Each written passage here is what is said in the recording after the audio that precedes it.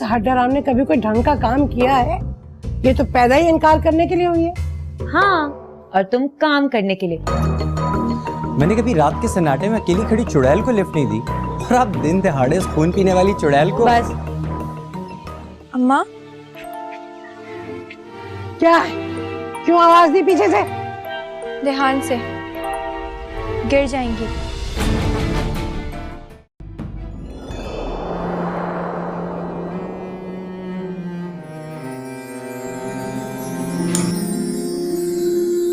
अब्बा,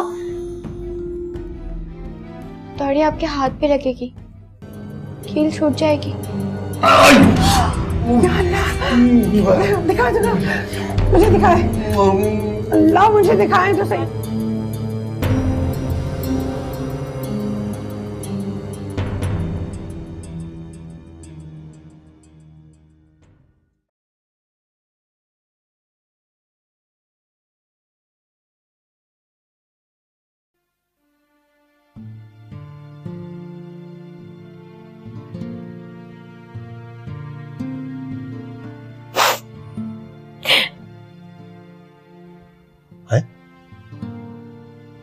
ये मेरी गुड़िया रो क्यों रही है?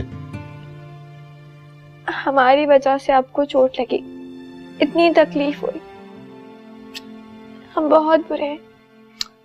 अरे मेरी गुड़िया, ये तुमसे किसने कह दिया कि तुम्हारी वजह से हमें चोट लगी है?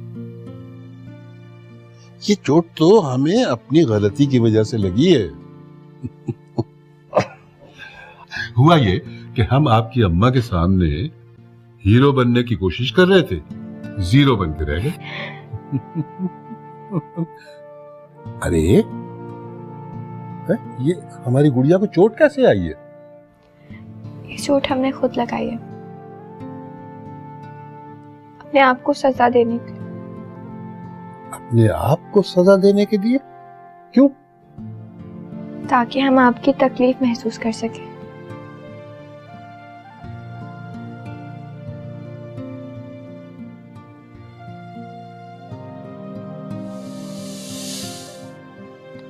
यही वजह है कि मुझे उसकी ज्यादा फिक्र रहती है। उसकी ज्यादा फिक्र में से अगर थोड़ी सी फिक्र बच जाया करे ना, तो वो हमारे लिए संभाल के रख लिया करे। हम भी आप ही की जिम्मेदारी। देखो, वो नॉर्मल लड़कियों से जरा हटकर है, बहुत ज्यादा हिस्सास। इस घर में होने वाली हर बुरी बात की जिम्मेदारी उसके सर थोप दी जाती है, क्योंकि वही जिम्मेदार होती है हर बुरी बात की। तुम्हारी इन्हीं बातों का वो बहुत ज्यादा असर लेती है। वो सिर्फ असर लेती है, जबकि उसकी जुबान से निकली हर बुरी बात हम पे असरअंदाज होती है। ओहो भाई, अगर एक दो बार ऐसा हो गया तो इत्तेफाक भी तो हो सकता है ना। तुम शौक से इसे इत्तेफाक समझते हो, लेकिन मैं ये गलती नहीं कर सकती।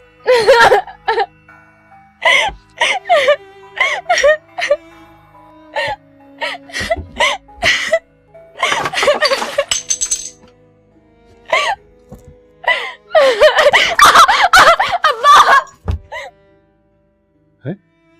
ये आवाज, ये कौन चीखा? अब्बा! हया?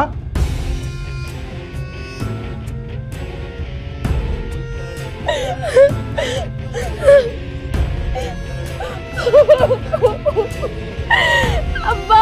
अब्बा!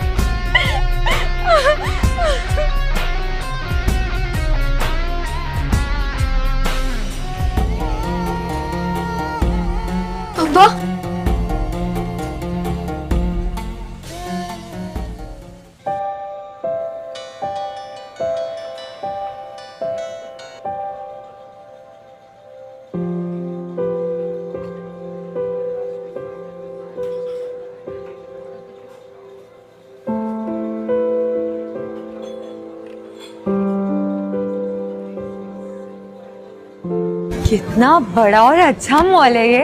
मैं कभी नहीं आई यहाँ पर। बस पता है, मैं ना बहुत कुछ खाऊंगी। मैं बर्गर भी खाऊंगी और मैं गोलगप्पे भी खाऊंगी। सब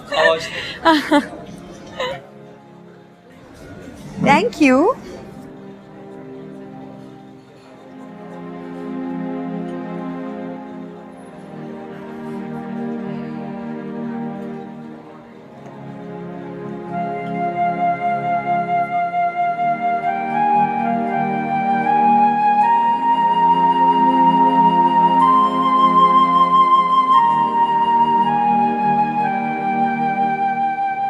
जोहा, तुम यहाँ क्या कर रही हो? और ये कौन शख्स है जिसके साथ तुम यहाँ आई? अब वो ये तो सिलाई सेंटर के नए सुपरवाइजर हैं। तो वो मैम ने कहा था कि धागों का कुछ ऑर्डर लेना है तो मैं इनके साथ चली जाऊं। अच्छा, तो यहाँ पे धागों के ऑर्डर्स भी लिए जाते हैं, राइट? नहीं, अब वो तो सुपरवाइजर साहब ने कहा कि लंच टाइम हो गया है तो आप बस नीचे तुम्हारा इंतजार कर रहा हूँ। चलो घर छोड़ दूंगा। ये कहाँ से आ गया? अब घर जाके अम्मा को मिर्च मसाले लगाकर बताएगा।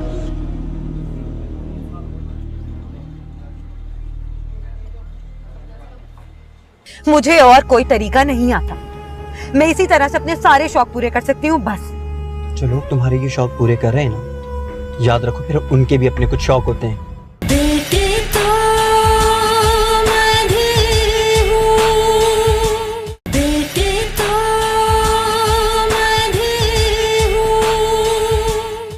मैं भी इंसान हूँ, मेरा भी दिल चाहता है मैं घूमने फिरने जाऊँ, अच्छे अच्छे होटल्स और रेस्टोरेंट्स में खाने खाऊं। यूं घुट-घुट के नहीं जी सकती हूँ मैं। जोहा, अपनी ख्वाहिशात और शौक को पूरा करने का ये कौन सा तरीका है? मुझे और कोई तरीका नहीं आता। मैं इसी तरह से अपने सारे शौक पूरे कर सकती हूँ बस। जो लोग तुम्हारे ये शौक पूरे कर रहे हैं ना, याद रखो फिर उनके भी अपने कुछ शौक होते हैं। मैं अपनी जिंदगी से तंग आ चुकी हूँ। मेरी लाइफ पे कोई अट्रैक्शन है ही नहीं। छोटी छोटी बातों के लिए, छोटी छोटी चीजों के लिए मिन्नतें करो, जिदें करो, फिर भी वो चीज नहीं मिलती तो कोई क्या करे? मैं सिर्फ ये जानता हूँ जोहा, ये रास्ता सही नहीं। जिस अंदाज से भी चाहो तुम अम्मा को उकसा सकते हो, मेरे खिलाफ कर सकते हो, मगर एक बात याद रखना, मैं पीछे हटने वाली नहीं हूं। मैं अपनी ये छोटी छोटी ख्वाहिशें दबा नहीं सकती।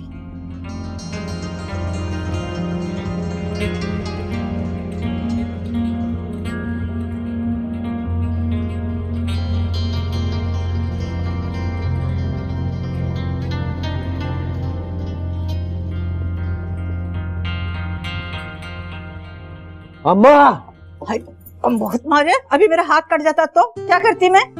आजिज आ गया हूँ मैं कुंवारा रह रहकर। अच्छा देख बाकी इस तरह से तू मुझसे बात ना किया कर, मेरे दिल को बहुत तकलीफ पहुंचती है। मजाल है अम्मा, कभी तुमने अपने इस हैंडसम यंग नौजवान बेटे की शादी का ख्याल गलती से भी तुम्हारे दिल में आया हो? तू क्या समझता है मैं तेरा घर बसाने के लिए कोशिश नहीं करती हूँ? हर जगह गई हूँ, एक ना दो, पूरे 38 घरों में गई हूँ, लेकिन लगता है ऐसे कि जैसे सब ने इनकार करने का हल्फ उठा रखा है। तो पड़ोस में तो नहीं गई ना? तो मोहल्ले के घरों में कैसे जाती? मोहल्ले की हर औरत को तो तूने छेड़ा है और मार भी खाई है, वो क्यों तुझे अपनी लड़की देंगी? तो उससे क्या होता है, शादी से बिफोर तो छेड़म छाड़ी चलती रहती है ना अम्मा। अंग्रेजी बोलना, बिफोर छड़ चलता है, छेड़म छाड़ी। जब ये खा लूं गाजर ले योगर्ट। योगर्ट कम वक्त मारे, अंग्रेजी तो सीख ले।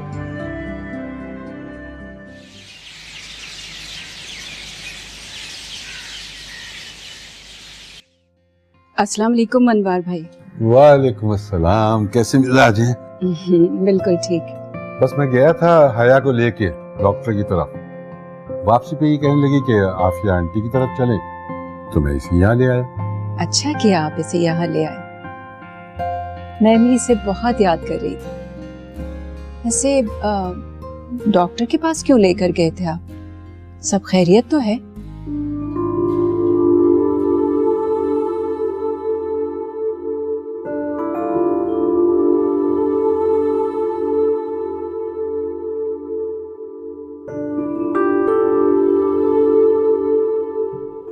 ये तो बहुत बुरा होगा।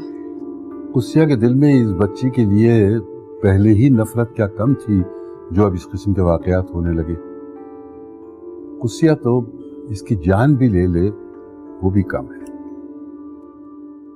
हाँ, ये बात तो है, कुत्सिया में समझ की कमी है। बल्कि हर गुजरते दिन के साथ कुसिया की नफरत में शिद्दत आती जा रही है। वो किसी भी लम्हे उससे सीधे मुंह बात नहीं करती। प्यार से बिठा के बात करना तो दूर की बात है। और अगर वो खुद को कुसिया से करीब करने की कोशिश करती है तो कुसिया उसे इंतहाई नफरत से धकेल देती है। कुत्सिया की नफरत की वजह समझ में आती है।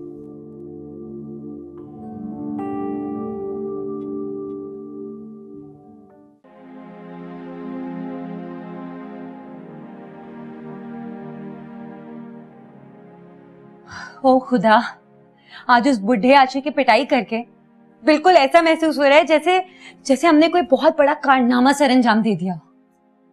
मुझे तो ऐसा कुछ महसूस नहीं हो रहा। हाँ, दिल की भड़ास निकालने के बाद दिल बहुत हल्का फुल्का महसूस हो रहा है। खैर, सुधरने वाला वो फिर भी नहीं है। देखना, कल फिर दूरबीन लगाए खड़ा नजर आएगा। जब उसकी शादी वाली ऑफर पर तुम एक लम्हे को रुकी ना, उस एक लम्हे में मैंने ना जाने क्या क्या सोच लिया। जरा मैं भी तो सुनूं, क्या क्या सोच लिया? यही कि नाना और दादा अब्बा की उम्र के इस आदमी को मैं अपना बहनोई कह के अपनी सहेलियों से कैसे मिलवाऊंगी। नहीं, नहीं। दूर दूर।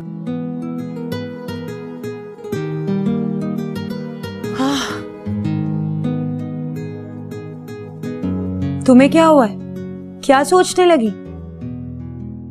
सोच रही हूँ कि दिल में अभी उम्मीद की एक किरण बाकी है। अल्लाह ना करे अगर उस किरण को किसी अंधेरे ने निकल लिया तो मैं बाका सजीला की ऑफर कबूल कर लूंगी। मतलब तुमने मुझे मेरी सहेलियों के सामने शर्मिंदा करवाने का पक्का प्लान बना लिया है। कम से कम उसमें एक खूबी तो है। ओह माय गॉड रोहा, तुम्हें उस बाके सजीले की खूबियों के बारे में भी पता है? खामियां यही है ना कि वो आशिक मिजाज है, दिल फेंक है, बड़ी उम्र का आदमी है। लेकिन मेरी नजर में उसकी सबसे बड़ी खूबी ये है कि वो कंवारा है।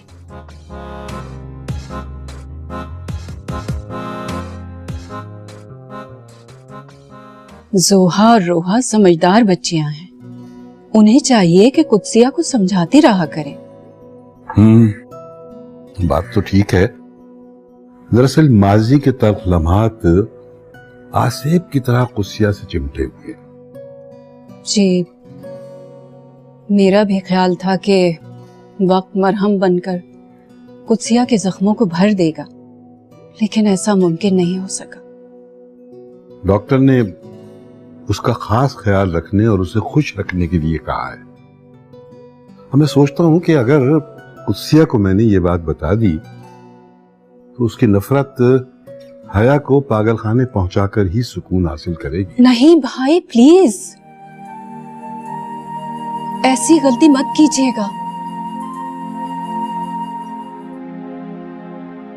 इसका मतलब है मामा को खाला जान की नफरत का मतलब पता है।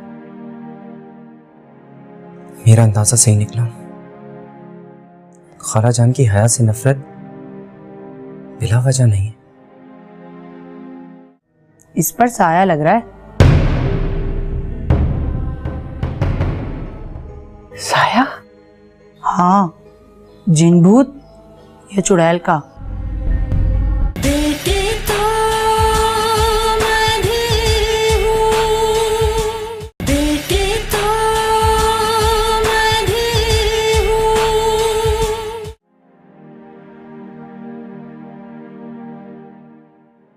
Thank you. अरे वाह, हम वहां वीराने में और घर में बाहर आई है। हाँ कब आए आप? बस अभी आए थे बेटा, और अब घर जाने की तैयारी कर रहे हैं।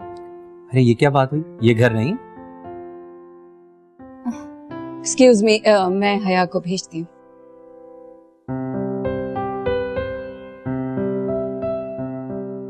दरअसल बात ये बेटा कि हया जिद कर रही है। मैंने तुझसे कहा था कि 2-4 दिन रह जाओ।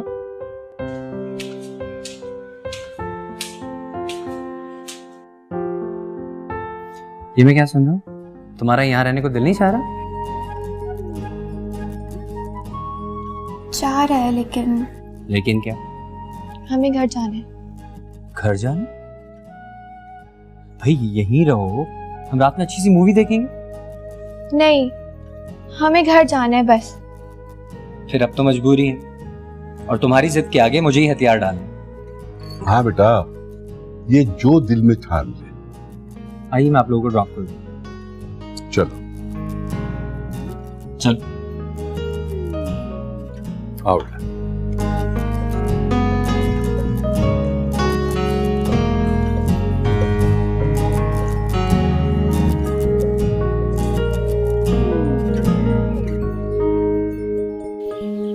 Uncle, any problem? है बहुत उदास दिखाई दे रही है। नहीं बेटा, बस सब ठीक है। इसकी तबीयत कुछ खराब है। वो तो उसके चेहरे से ही दिखाई दे रहा है। क्या हुआ है? बुखार था, अब तो बेहतर है। तो डॉक्टर को दिखाया, क्या कहा? वही पुराना जवाब के मौसम की तब्दीली।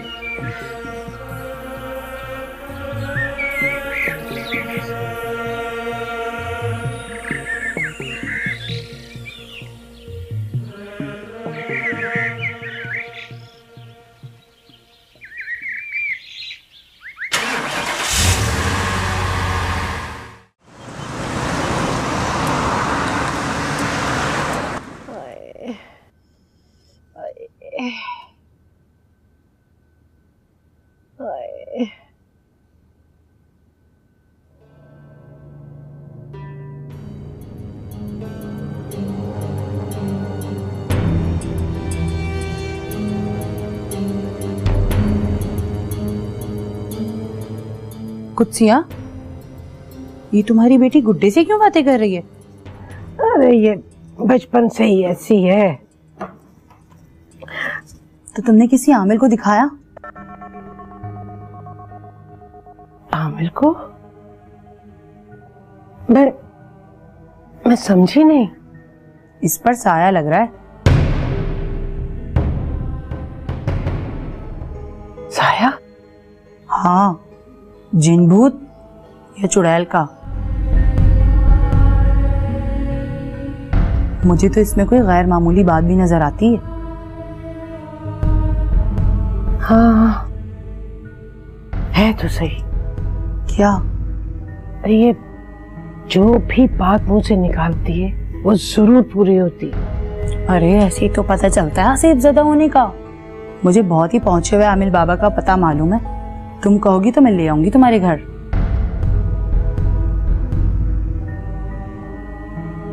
आमिर? लेकिन इनके अब्बा? अरे अब्बा को छोड़ो, लड़की की फिक्र करो।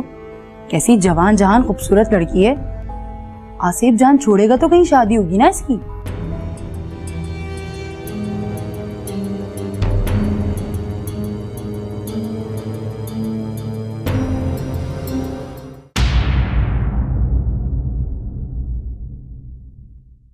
कल रात में अम्मा से करवट नहीं ली जा रही थी। ये बहुत तकलीफ थी ना। ना तुम उठी और ना ही मैं उठी। अब्बा की लाडली ने अम्मा को करवट दिलवाई। लेकिन अब्बा, उन्होंने हमें नींद में बहुत दवाएं दी, बहुत सारी।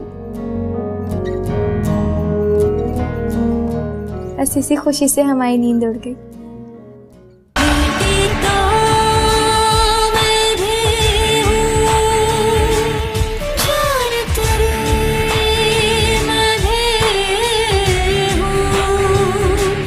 बेटी तो